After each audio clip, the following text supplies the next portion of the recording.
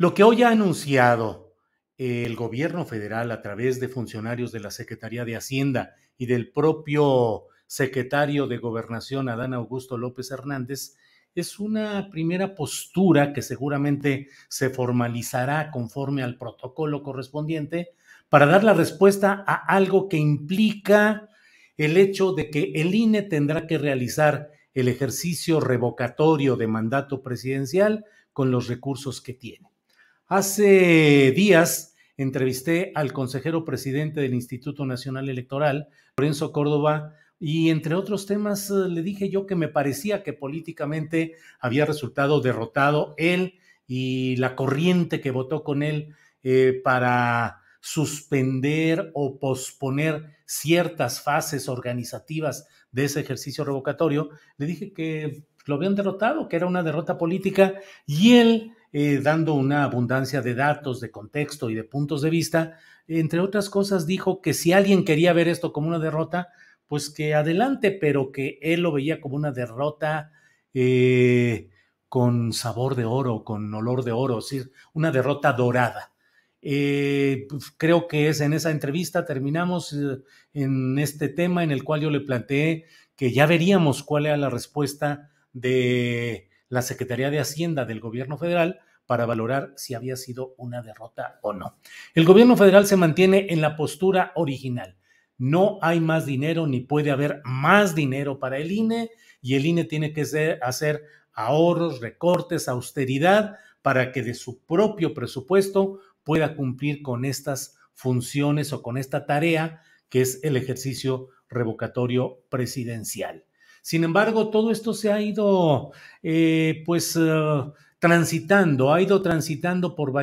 vías de debate, de polémica, y creo yo que en el fondo de todo está la discusión profunda sobre el modelo electoral que se desea. No es solamente el ejercicio revocatorio de mandato presidencial, que desde ahora podemos estar seguros de que va a tener un desenlace previsto totalmente. Es decir, quienes están empujando para que se realice ese ejercicio lo están haciendo a favor del propio presidente de la República, con lo cual terminará siendo, en sentido político y social y propagandístico, pues un ejercicio confirmatorio de la estancia de Andrés Manuel López Obrador, estancia legitimada en este ejercicio revocatorio, a través de un sí que continúe en su cargo Andrés Manuel López Obrador, quien no tiene en realidad ningún asomo de peligro o de impugnación racionalmente preocupante que pudiera poner en riesgo su estancia en la silla presidencial. Sin embargo, más allá de este ejercicio revocatorio, lo he dicho otras ocasiones y hoy lo reitero, pues lo que está en el fondo es si se mantiene el mismo modelo electoral que ha funcionado desde que en la administración de Carlos Salinas de Gortari se impulsó, entre otras medidas, esta del INE, para tratar de combatir el estigma del fraude electoral que en el caso de Carlos Salinas provenía de la elección de 1988 frente a Cuauhtémoc Cárdenas. Desde entonces el INE ha sido, el IFE en su momento, Instituto Federal Electoral, ahora INE, el IFE entonces y ahora el INE, pues han sido instrumentos de acomodos y de arreglos de poder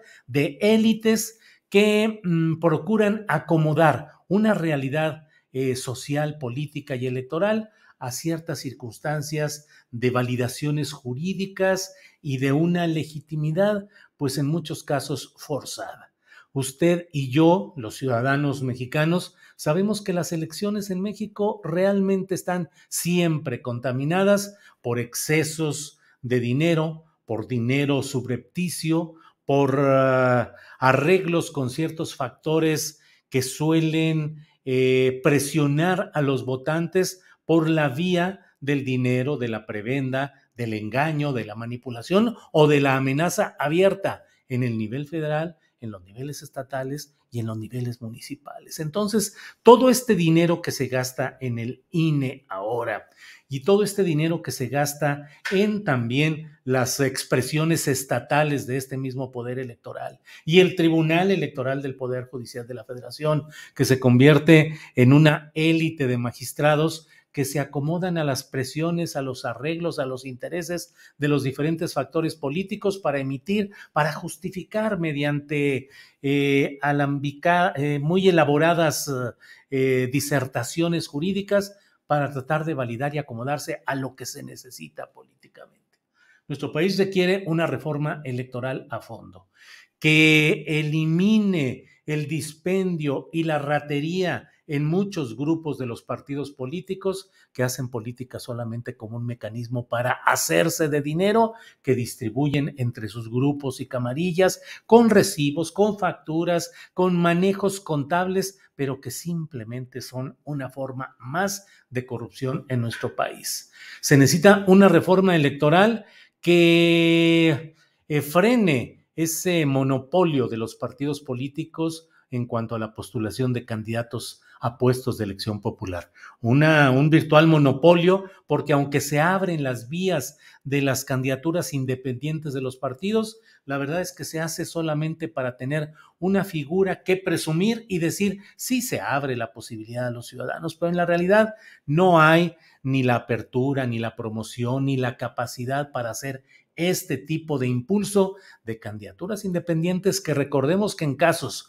como el de Chile han sido vías muy importantes para que muchos segmentos de ciudadanos que no militan en ciertos partidos, que rechazan a los partidos o que están a favor de ciertas posturas de los partidos, pero quieren postularse como candidatos independientes de ellos, en Chile lograron tener una textura, un poder y una fuerza que van modulando y cambiando el rostro institucional, político, electoral y social y económico de aquella nación sudamericana. Pero en México no tenemos realmente nada de estas cosas. Somos rehenes de los arreglos de cúpulas que deciden a quiénes postular y qué dinero utilizar para las campañas, para las promociones. El exceso de dinero ha sido uno de los mecanismos corruptores de la vida política y electoral mexicanas, porque mientras siga dependiendo el resultado electoral del manejo del dinero para propagandas espectaculares, movilizaciones, regalos y mil cosas por el estilo, la puerta de la corrupción y de la influencia de los grupos económicos tradicionales, empresariales o políticos, o los que ya no eran tan tradicionales y lo van siendo como son los de los grupos criminales, pues todo ello sigue condicionando y haciendo que lleguen al poder personajes comprometidos con esos intereses que los financiaron y que si no los hubieran financiado no hubieran tenido dinero para hacer la campaña que les permitió llegar al poder. Todo eso implica una reforma electoral. Entonces, la pelea que hoy se está dando en el INE es una pelea trascendente, es una pelea que debemos, creo yo, de impulsar como ciudadanos, no solo por el ejercicio revocatorio que, insisto, tiene un desenlace ya sabido, sino porque tiene que hacerse conciencia de lo que es y ha sido este aparato electoral, IFE, INE, los errores, las distorsiones que ha habido y que se han cometido y que creo yo que deben irse no solo frenando, atenuando o maquillando, sino que haya un modelo electoral que realmente cambie a nuestro país. Debo decir, por último, que si esto va a depender solo de la visión también del partido hoy dominante, Morena, y para acomodarse a las necesidades políticas de Morena y sus aliados, tampoco se va a avanzar mucho. Se necesita una participación ciudadana y se necesita una visión de estadista en quienes hoy tienen el poder político principal para que pueda haber un cambio profundo, trascendente en este terreno.